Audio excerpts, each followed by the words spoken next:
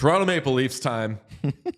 Save the best for last. Save the best for last. This was an intriguing offseason for the Toronto Maple Leafs because it began like an hour into game one of the first round because everyone was just screaming about what are they going to do with Mitch Marner?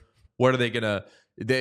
Their offseason ends up being quite busy. They sack their coach, out with Sheldon Keefe, in with Craig Berube. They strip the C from John Tavares and give it to Auston Matthews. But they do actually commit a tidy bit of work on defense by extending sizable contracts, we'll say, to Chris Tanev and Oliver Ekman-Larsson. We don't need to talk about what we think of the contracts, because especially in the case of Oliver Ekman-Larsson, I'm like, it's a little much for that guy, wouldn't you think? But it seems like, though they did not upgrade at goaltender, they were trying to address something that everybody always says about them, which is they just have a bunch of star forwards and nothing on defense. Mm-hmm. Their roster, we talked about Boston having a more balanced roster. They definitely have a more balanced roster now, so I tip my cap there. Yeah, I agree. Like I like their roster. I like their team.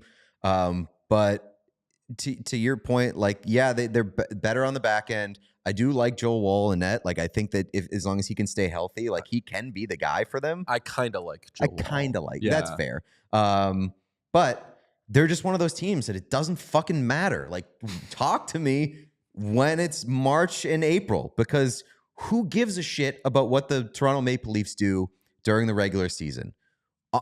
Dead serious. Who gives a shit? Hey, thanks for watching the channel. We appreciate everybody who checks out our stuff, but 80% of our viewers are not actually subscribed to this page, so if you could smash that subscribe button, it would go a very long way for us. The more subscriptions we have, the more visibility we get from YouTube, which allows us to do more. So press that button. Thank you. You know what I want to know? What is this season like for John Tavares after getting the C stripped going into a walk year? And just a down, like he wasn't that good last year.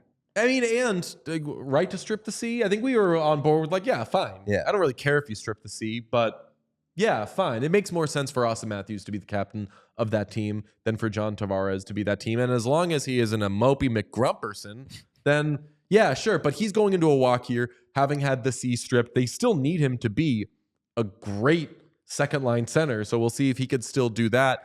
And then the other one is, what's Mitch Marner like this year after being traded 1,000 times in the offseason and still having to show up to that team?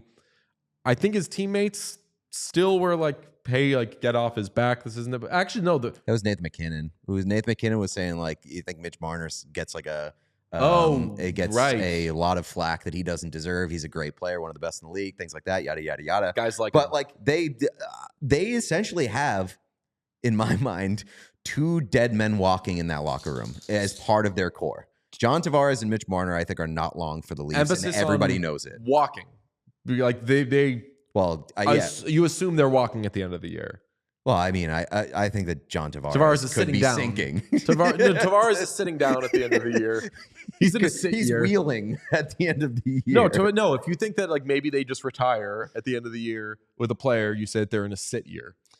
Claude Giroux, we just talked about with Ottawa. I think he's in a sit year. I mean, I think that John Tavares could be Travis Hamonic in a sit year. I think that John Tavares could be walking at the end of the year, but he probably will have cementing issues. Slow. Yeah. Really heavy legs. I hope the best for Mitch Marner. I was going to say I hope the best for those young forwards and that it all works out. Like, they still always have good years. And Auston Matthews is an absolute freak. He's going to be amazing. We'll see if the added pressure or anything of him wearing the C becomes something, but he's still just going to be like a top 5, 6, 7 player in the league. He's out of his mind. So they're like, the level of intrigue around the Leafs this year is really strange because there's reason to check in on them. And like Craig Berube, like how much does he change the makeup of that team? How much does actually having like what is considered a much better defense going to impact their results in the way that they play? And like, you've got the usuals that you want to see how they're doing. But again, it will always come back to, well, great. What are they going to do in the playoffs? Yeah. One player that we haven't mentioned yet is Matthew Nyes. And I am very excited for year 2 of Pride Matthew of Phoenix, Nyes. Arizona. That's right. Pride of Phoenix, Arizona. Very good playing with Marner and Matthews. I want to see more of that line. Want to see what he is after scoring 15 goals as a rookie. Exciting, awesome young player. And again, if you think that Marner isn't long for that team, which I don't understand how you could think he is long for the team, other than maybe being so overwhelmed by the surprise he's still there. You're like, maybe he's just never going to leave for some reason. Yeah. But when Marner eventually leaves, Nyes is going to be a big part of replacing that scoring or making it so it's not as detrimental a hit for the Maple Leafs. But I think that, like Boston, they've positioned themselves to, I wouldn't even say be a worse regular season team. I think Boston made themselves a worse regular season team and better postseason team. I think Toronto just made themselves a better postseason team. I think they could still finish second or third in the Atlantic like they did last year. They finished third. And in the postseason, they should be a tougher out because their defense is better. So I like what they did. I kind of like them as much as you can like the Maple Leafs. They're just... I don't dislike them, I'll say that. Yeah, they'll score a ton. They'll defend better. They were 21st in the league in goals against, 23rd in penalty kill. They'll be better thanks to Tanev there. But as always with the Leafs, it's what do they do in the playoffs? We all silly like the mayor.